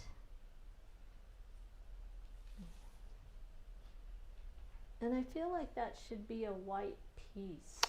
Oh no, nope, it isn't. It is black. It is black because this one goes from white, then a black, and then it starts building up from the dark grays. Yeah. Okay, so don't let that fool you. All right. There we go. That one's on. Then we're going to pick up the next one. So you'll sew, if you're doing this colorway, and I think all of the colorways in the boxes are set up where that spike matches the background. So you'll sew 3 of those pieces that are the same color together there. Okay, so see this one I don't have marked, and I'm getting it placed in the wrong spot. So I've got to come back and find where that point is, which is right in here, and make sure I get that down on my paper. That's why I'm saying you probably should just go through and do that marking. So I'm going to come in here and fold this back so I can see where that spot is, right? And then I'm going to just take, because we're adding this section, and we're going to take and put a hole right there at the end of the line 4. Okay, now I can see where I need to have that. Now my glue's dry.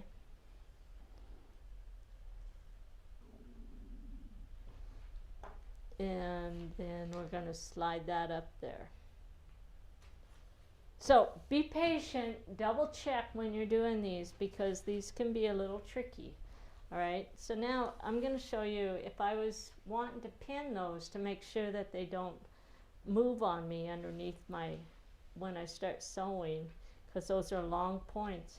Then I'm going to lift the paper, and I'm actually going to come in here and just put a pin right along that edge and make sure that when you pin that you grab that fabric underneath there. Okay, then I don't have to worry about that moving on me when I go to position it under my machine. So then I can come up here and I can do the same thing. Okay, all right. Now when I pick it up, I don't have to worry at all about that moving, and we can just slide it right underneath there, put it on line 3 and start sewing.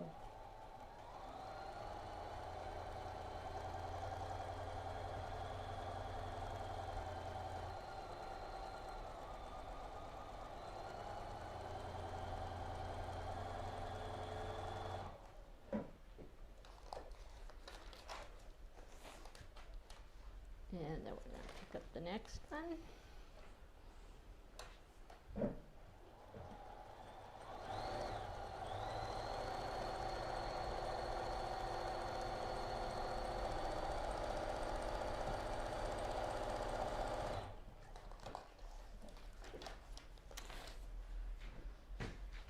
So, have a little bit of patience when you're putting those long spikes on there, and double check before you move on and make sure that they're covering the sections where they're supposed to, and both of those are covering great. But it's really worth your time to go in there and mark those lines, because then you don't have to go back there and try to find those points to make sure that you're getting that lined up right. Okay? All right, so we're gonna set these aside, and I'm just gonna put all of this stuff over here just like this, the way it was, and set that aside. Now we're going to go through the assembly process.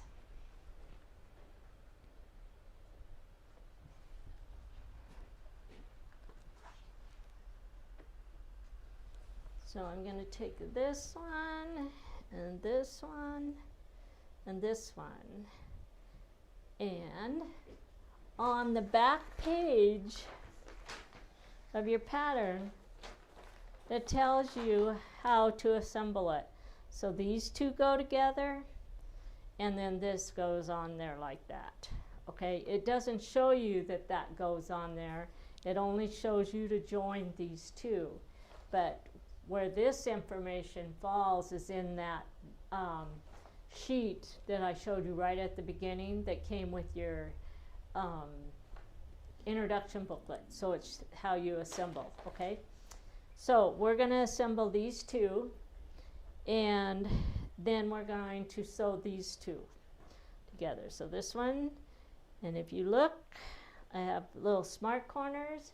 We're going to grab our glue, and I'm going to glue the edges there. All right.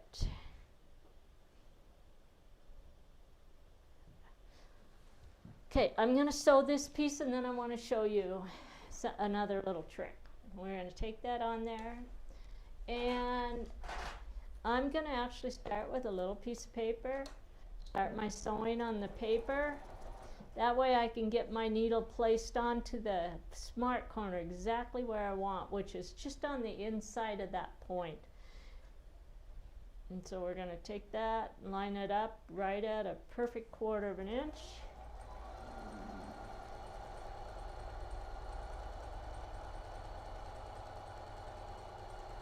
And so a 1/4 inch seam allowance.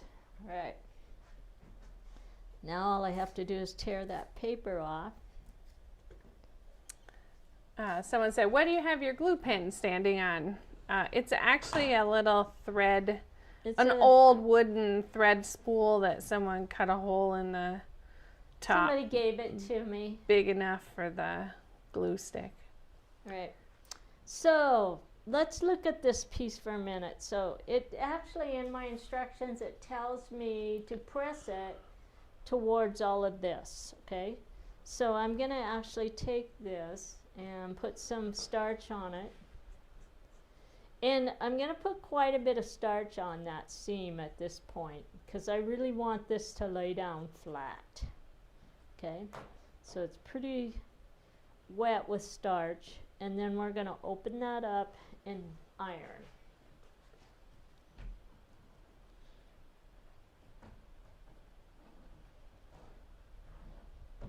And a steam iron will work really well too. Okay, so right here underneath this point right here, this seam comes up, and if I leave all of that excess fabric under there, basically it's going to add 1, 2, 3, 4 layers of fabric underneath the point. All right, and I don't want that, so I'm going to trim that seam, and what I'm going to do is I'm going to fold it back to the other direction so that it's, and now when I look at it, it's kind of sticking out there, and I'm going to take my rotary cutter and I'm going to clean that off. So I just took out, there's actually 1, 2, 3, 4, 5 layers of fabric there that I just pulled out of that point. All right. And now when I sew, I'm not going to have all that fabric laying in there. Now, the other thing you can do is you can take your little curved scissors, which I thought I had them here. There they are. And I can also take my curved scissors and just clean that back there like that and get that cleaned out a little bit more. Judel, I'm going to go over to the other camera so they can see what I did.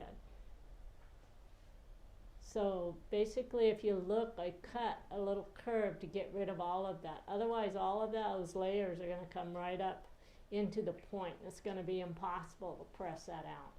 All right? So now we're going to come back to the main iron, or the camera, and we're going to flip this over, and I'm going to flip these seams over, and we're going to trim those dog ears. Even though they're pressed back and they're not really what you would call a dog ear, it'll make them easier. The pressing will come out a lot better for these pieces. So we're going to just clean these off right like that. I like to do this in the pressing process, because if I wait and do it right before I start sewing, half the time I forget half of them. So if I clean them all up at one time, it works really, really good. Okay, so now I basically cut all of that bulk out of there, right? So the next piece that I put on, which is going to be this one, is going to go on to here, right? So I'm going to flip this over, and I have some dog ears right here on the point. I have another one, so I'm going to cut that back like that, and then we're going to go down this edge, and I'm going to flip each one of those seams back and get those dog ears. So there's 4 of them there, and that took all the bulk out at this point, right? Now I'm going to take this piece, and I'm going to do the same thing. I have 4 seams there, and we're just going to fold each one of those back and get that bulk out of that. All right? Okay.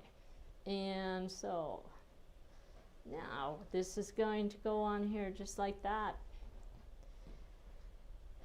And we're going to glue this on, because if I don't glue it and I just start sewing here, as I'm lifting it, this bottom, because we're working with all bias, it's just going to drop out, and when I get done sewing, I'm probably going to end up probably a good ½ an inch off at the top, right? So if I just start out and I glue both my ends and get those smart corners to match up,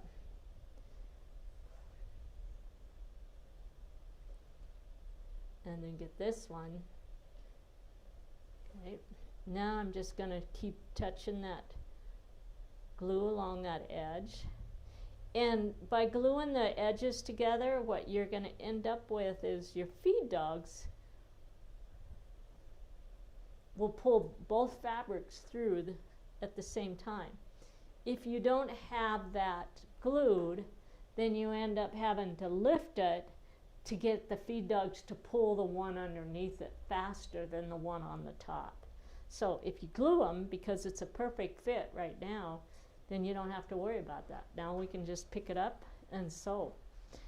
So we're going to grab another little piece of paper, and we're going to start sewing on our paper. And then we're going to lift this, and we're going to set it up right at 1/4 inch.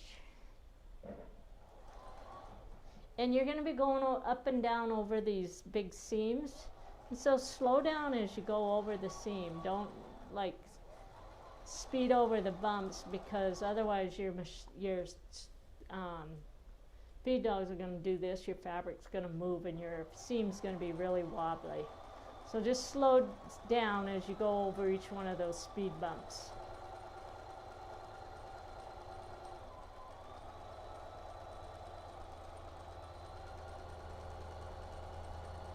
And we're sewing right off at the end.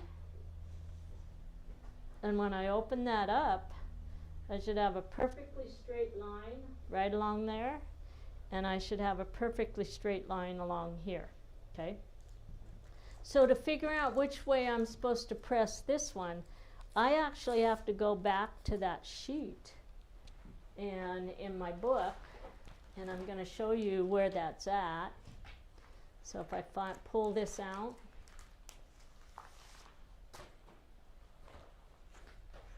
And we're going to go to illustration 1. And that's the exploded view.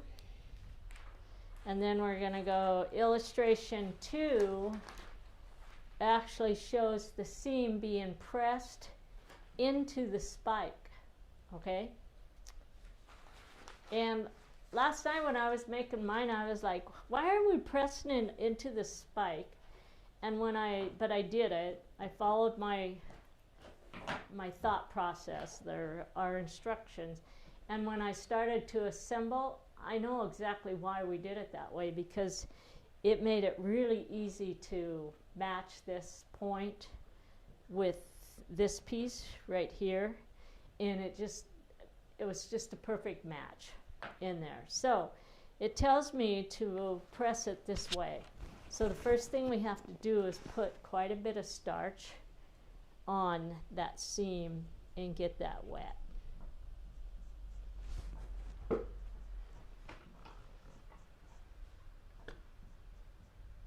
And I'm running out of starch, so I'm going to show you guys how to fill it up, because if you have never used this pin, there's a little cap at the end. You just unscrew that like that, and then you just flip it over and you fill it up, and then you screw that back on it.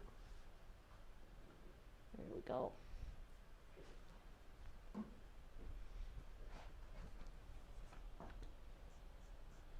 All right, we have that wet. And now I'm going to flip this and press that open with my hand. And then we'll go to the iron and get that to lay down.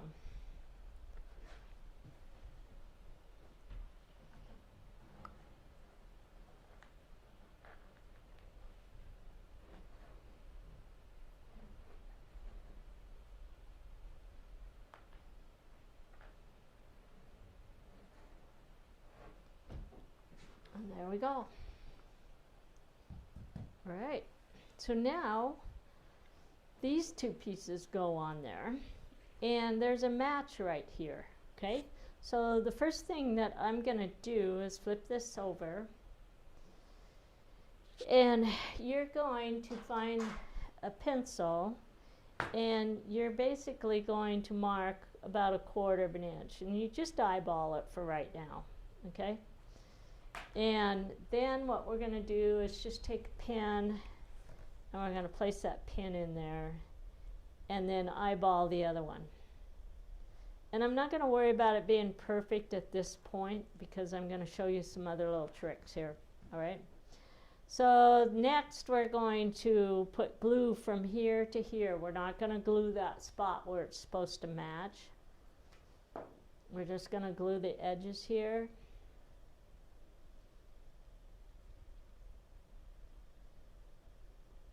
We're going to start at the bottom and make sure that matches.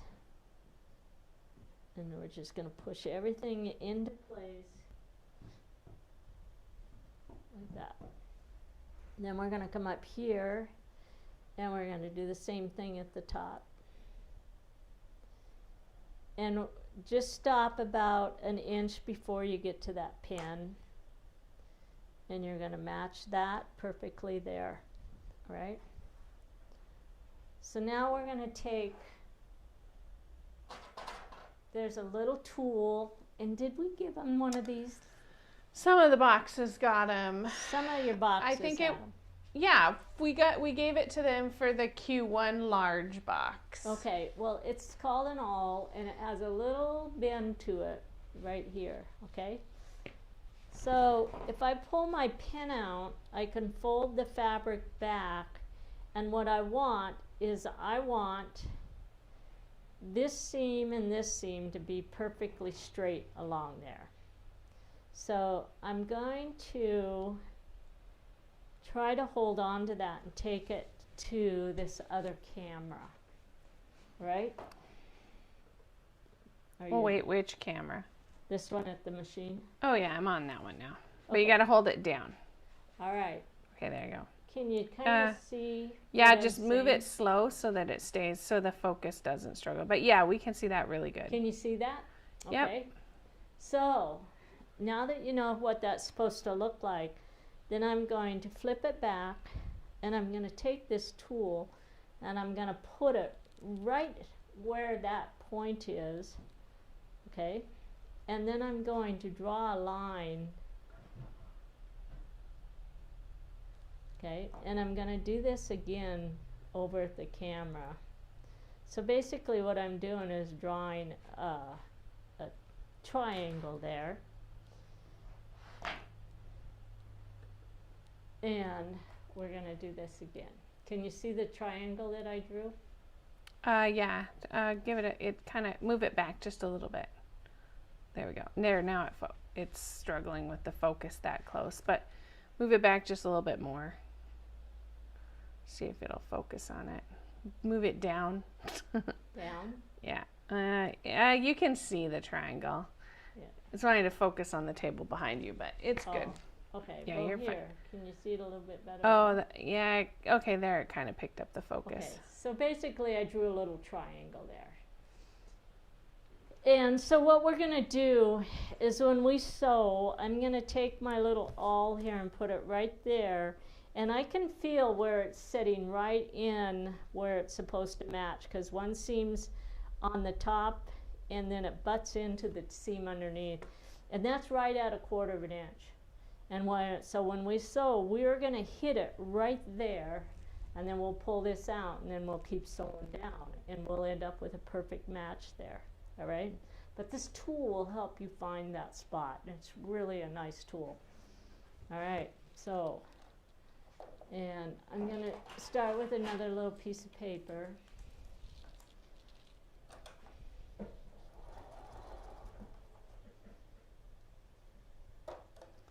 Get that lined up.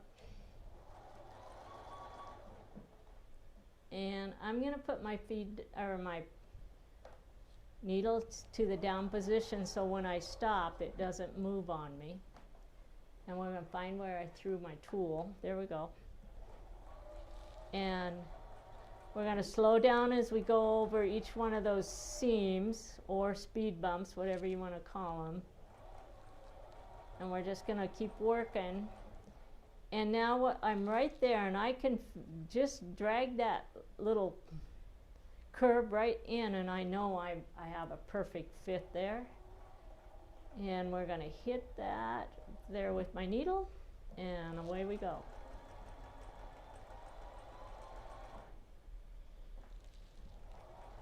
And if I have an issue with the fabric folding back, just hold it down with that tool, and that'll keep that from sliding. My glue's a little dry, so it's starting to come apart.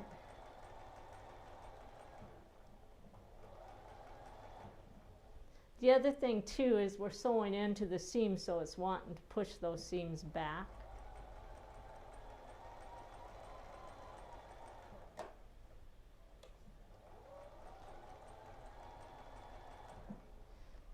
And I can't use my knee lift when I'm standing.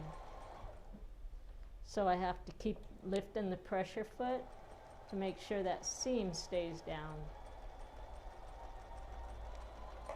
All right. We have a completed unit, and we're going to open it up, and we're going to pull this in. Oh, perfect, perfect match. So I'm going to quickly press. And in my instructions, it tells me to press it to this direction now.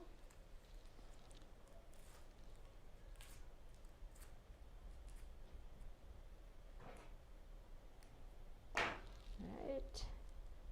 So we're going to put a starch this.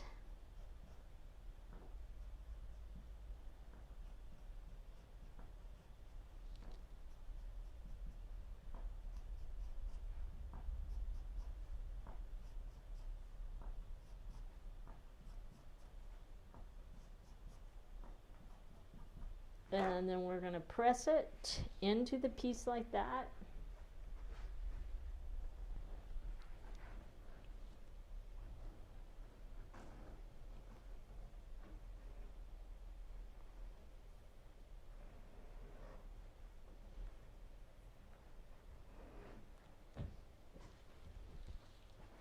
And there we go.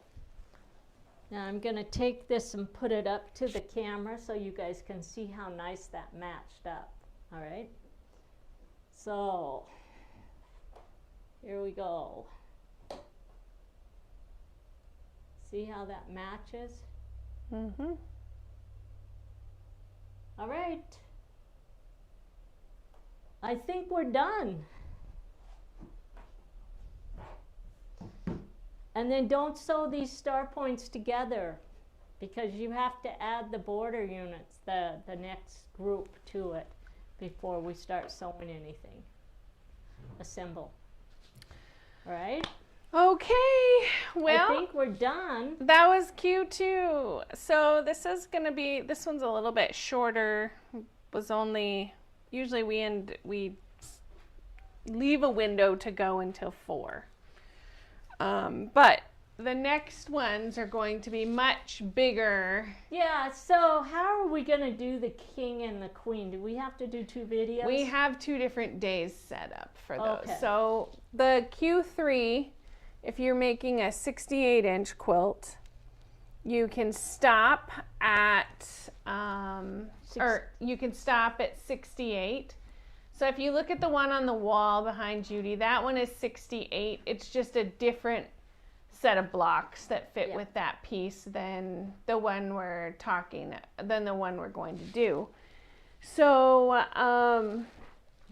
anyway, you can stop at that size. So some of you maybe only bought through Q3, but if you were wanting to do Q4 and do either a queen or a king, you'll have to look at your video schedule and tune in to the video day that works for your border. So there's options and what size you're going to do it. But I think that's everything. I'm going to switch over. You can go maybe put that one back up on the wall. Okay. This is the one. This isn't the colorway that was offered in the box program. This is the one that Judy, she's just using this to get some blocks made so she can speed some things up, but it looks pretty good. These are Tim Holtz fabrics.